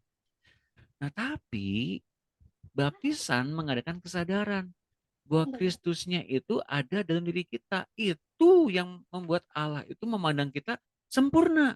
Nah, beda. Jelas bedanya? Allah Bapak. Baptisan itu yang membuat kita itu terus ingat ya. Makanya ada baptisan api itu tiap kali. Jadi enggak satu kali aja, beberapa kali. Betul. Nah, baptisan itu saya mau katakan kelima-limanya ini mengadakan kesadaran. Bukan ritualnya. Bukan dampaknya kemudian jadi berurapan gitu, bukan. Baptisan ini mengadakan kesadaran. Siapa? Kristus yang ada di dalam diri kita ini. Itu yang Bapak lihat, Kristusnya, kemiripannya dengan kita. Kristusnya yang hidup lebih dominan dibanding kita. Kristusnya yang kemudian membuat kita sempurna. Nah ini dia, Bapak Ibu sekalian teman-teman. Jadi kalau kita, bentar. Jadi kalau kita nurutin Kristus, Bapaknya ngelihat bahwa kita mengasihi Kristus, Bapak pun menerima kita. Ngerti nggak Bapak Ibu sekalian teman-teman? Ini ayatnya nih, saya kasih tahu ayatnya ya. Nah ini baru mudeng Pak, bedanya seremoni dengan tadi masih ngambang saya. Nah iya, makanya saya kasihannya buat nunggu hari Rabu lagi, kasihan kan, jadi saya kasihnya sekarang lah. Iya, sekarang aja, besok Rabu udah lupa Iya, lagi. Rabunya terusannya, sekarang saya kasih ayatnya aja satu ya, biar penasaran. Wahyu 16. Ayat berapa nih? Wahyu 14. Ayat 21, 23. Nih. Barang siapa memegang perintahku dan melakukannya, dialah yang mengasihi aku. Dan barang siapa mengasihi aku, ia akan dikasihi oleh Bapakku. Dan aku pun akan mengasihi dia dan akan menyatakan diriku kepadanya. Lanjut ke 23. Jika seorang mengasihi aku, ia akan menuruti firmanku dan Bapakku akan mengasihi dia. Dan kami akan datang kepadanya dan dia bersama-sama dengan dia. Ya, betul ya? Jadi Bapaknya kemudian mengafirmasi, mengkonfirmasi. Oh, orang ini sudah mengasihi Tuhan ya? Mengasihi anakku ya? Udah. Setiap orang yang menerima Kristus, Allah Bapa lihat, oke, ini orang layak. Gitu loh teman-teman. Dan penerimaan Kristus dalam diri orang percaya kan bertingkat-tingkat. Ada yang menerima dia sebagai juru selamat. Selamat nggak? Selamat langsung. Di Firdaus langsung namanya ada. Oke, jelas. Asal jangan dihilangkan Roh Kudusnya. Penerimaan berikutnya apa? Hari demi hari ketika dia hidup di muka bumi ini, dia terus-terusan menerima arahan dari Kristus dan dia nurut. Itu yang Bapak lihat. Orang ini sudah sempurna. Meskipun masih punya cacat celah. Kelemahan-kelemahan. Jelas teman-teman? Nah, sampai segimana dia bisa diterima oleh Bapak sampai dengan di hari kemudian di pengangkatan dia tetap menyala pelitanya dan tidak padam dan dia punya cadangan minyak. Setidaknya secara biblika seperti itu. Jadi bukan karena pelayanan, bukan perbuatan baik, bukan karena kemudian apalagi tadi hal-hal yang kemudian dikuduskan untuk kita tinggal di padang gurun, nggak nonton TV, ya, nggak nonton bioskop, nggak ngegosip, bukan itu. Itu mah semuanya lahiriah semua. Dulu juga saya pernah nanya yang sebe. Jelas teman-teman? Pak, Ya, ya. Pak. Iya, Pak, jelas. Ya, ya. Bedanya Ini ada yang seremoni bertanya dengan banyak. Pak, oh, Pak. Bertanya banyak. Benar. Ini kan dimasukkan untuk hari Rabu nanti, hari Rabu ya. masih Dimasukkan. penasaran, Pak. Pak, Tanggung, Pak. Ah, Pak. lah iya. Tapi saya mau Pas malam mingguan berarti, nih. Pak, berarti yang di Pak, Oke. yang Matius 5:48, hendaklah kamu sempurna itu karena ada Kristus yang di Ah, dalam iya. kita gitu ya. Itu kan nurutin Keren. nurutin Iya, Pak, iya, Pak. perintah-perintah Allahnya ya. Coba lihat nanti Bukan, dari awal.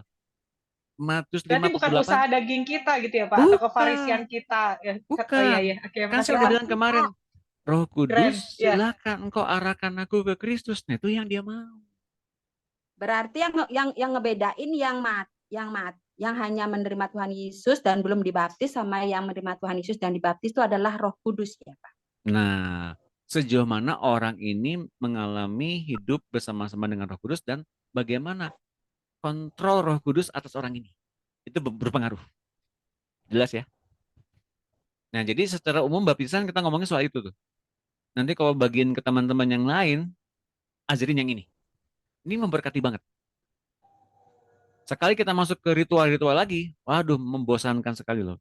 Benar, serius, membosankan. Mengapa? Kebayang nggak saya bagiin buku 1 berulang kali. Pertanyaannya sama berulang terus tiap musim. Lupa soalnya, Pak. Itu udah pernah Bapak katakan di pemuritan yang dulu waktu Lah iyo. COVID. Lah Waktu iyo.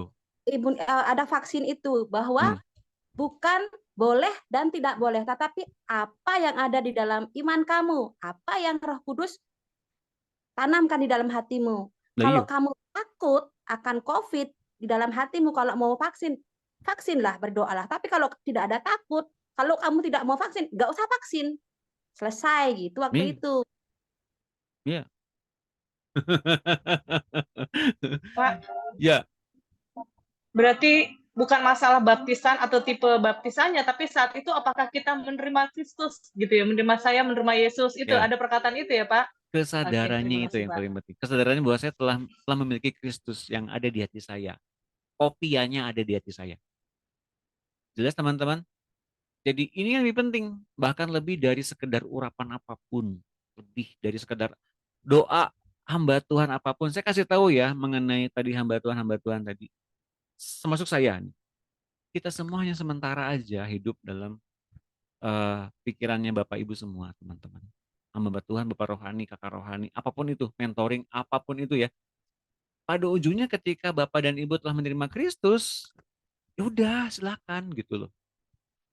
Tapi kalau sebelum lurus bener gitu ya, udah bisa mikir bener, ya ini mesti diarahkan terus-menerus hatinya, Bapak Ibu sekalian teman-teman. Ya, sampai menemukan Kristus yang nge-guide kita dan pikirannya benar. Nah, saya kan masih mengkonfirmasi ini. Ini benar nggak pikirannya? Oh, masih melenceng. Ya, saya ingatkan gitu loh teman-teman. Kenapa? Saya punya panggilan ke situ soalnya. Ngerti teman-teman ya? Jadi kalau teman-teman saya tegur, pastikan teman-teman punya hati yang minimal gini. Pak Doni lagi ngasihin saya gitu loh. Masa saya tegur-teguran gitu karena saya marah-marah ngejelaskan, lucu juga saya marah-marah ngejelas, ngapain alasannya? Hanya karena saya sudah menerima pengampunan dari Tuhan, maka saya kemudian wajib untuk menyalurkan kasih yang saya dapat dari Tuhan kepada Bapak Ibu sekalian teman-teman. Seperti jawaban saya kepada Dennis juga ya. Karena kamu punya purpose dan kamu dikasih Tuhan. Ya Dennis ya? Kok saya tekun banget sih begini semua kepada Bapak Ibu teman-teman dari zaman kapan ya Bu Made ya? Zaman Facebook dulu ya. Kenapa? Karena Desember Bapak Ibu 2019. Karena Bapak Ibu semua tuh punya purpose, punya panggilan dari Tuhan. Dan saya mengingatkan kembali panggilan ini. Ayo, bener nggak panggilannya? Ayo, melenceng nggak jalannya? Kalau melenceng saya tegur. Saya pun ditegur kok. Serius. Jadi hadapilah penuh dengan kasih ya teguran-teguran ini. Dan itu kalau mendarat, itu menyembuhkan loh. Teman-teman. Tepuk tangan semuanya untuk semangat pemurnian ini. Nah, jadi kita nggak lagi ngomongin soal ritual, Nggak ngomongin soal mekanismenya, agamawinya, tidak. Tapi ngomong soal kesadaran bahwa kita telah memiliki Kristus dan telah memiliki Kristus yang telah menyelamatkan kita karena kesempurnaannya itu menutup segala pelanggaran kita. Apa artinya dia menebus kita? Ya, artinya dia sudah melakukan di depan, di muka, untuk kita nggak usah mikirin soal, aduh Tuhan aku tuh punya cacat celah, iya aku tahu. Aku tuh berdosa, aku tahu. Aku nggak layak, aku tahu. Tapi dia tutup semuanya itu dengan kasih. Asik ya? Kita punya Tuhan seperti begitu, kita punya kakak seperti begitu tuh asik banget.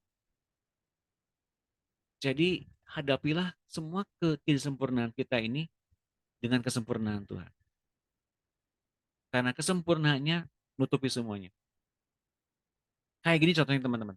Kalau teman-teman punya punya satu kesalahan ya, punya satu perbuatan yang kemudian tanda kutip mungkin ini contoh ya, mencoreng FFG, saya kan kemudian yang kena tegur dari Tuhan. Dan kemudian kalau saya bertanggung jawab di depan Tuhan, saya kemudian membela teman-teman di depan Tuhan. Tuhan kan juga masih belajar. Wajar dong melakukan kesalahan. Seperti itulah Tuhan di depan Bapa. Kalau kita lakukan kesalahan. Wajar karena juga orang bertumbuh. Ya Bapak ya. Nah, ketika kita nurutin Kristusnya yang ngajarin kita, Bapaknya lihat Kristusnya yang sempurna. Bukan lihat kitanya yang sempurna, kitanya yang kemudian ngikutin Yesus, Bapak ngelihat kita sempurna karena lihat Yesus. Ngerti nggak teman-teman? Jadi mekanisme ini seperti perlindungan yang indah dalam kasih Allah. Makanya kalau kemudian kita keluar dari kasih Allah itu, kita dihajar habis-habisan oleh si jahat. Oleh tuduhan, oleh dakwaan, oleh provokasi yang menyakitkan. Makanya kalau ditegur ya jangan sakit hati. Teman-teman jelas ya? Ayo bangkit dalam Tuhan semuanya. Tepuk tangan lagi. Oke, tampaknya akan diundur nanti terusannya di hari Rabu, biar penasaran. Ini diskusi yang menarik loh kemarin dengan Pak Yosia, dengan tim-tim dari Jakarta, kan memang lagi di Bandung mereka. Jadi kami ngobrol tentang atonement of Jesus, tentang penebusan Yesus yang menyempurnakan kita. Jadi dengan cara kita bisa sempurna, sesempurna apa sih yang kita bisa lakukan buat Tuhan? Nggak ada, saya kasih tahu. Pergi ke padang gurun, nggak nyetel TV, nggak berlangganan Netflix, diem di kamar terus selama 20 tahun. Waduh, kasihan. Jangan kayak gitu ya. Hadapi dunia ini bersama-sama. Bukan kasihan, bisa gila beneran. Kitanya jadinya apa coba? Saya kasih tahu ya. Kita jadinya menjadi 1, 2, 3. Ini nggak bilang-bilang. Terima kasih teman-teman. Recording pause loh. Aduh. Itulah sebabnya mengapa saya himbau, yuk datang langsung ya. Kalau lewat rekaman pasti nggak akan kedengaran yang tersembunyi dan unrecorded. Terima kasih kehadirin teman-teman. Tuhan berkati buat Nida, Bu Marta, Bu Made, Bu Sinar, Ibu Pak Doni. Bu Mundi, Bu Terima kasih Yunika, Pak Ibu Doni. Itun, Tuhan Cindy, memberkati semua. Bu Ari, Bu Yohana. Tuhan berkati semuanya. Semangat. Terima kasih Pak Doni. Maaf, baru ngurusin banyak hal. Terima kasih Pak, Tuhan berkati.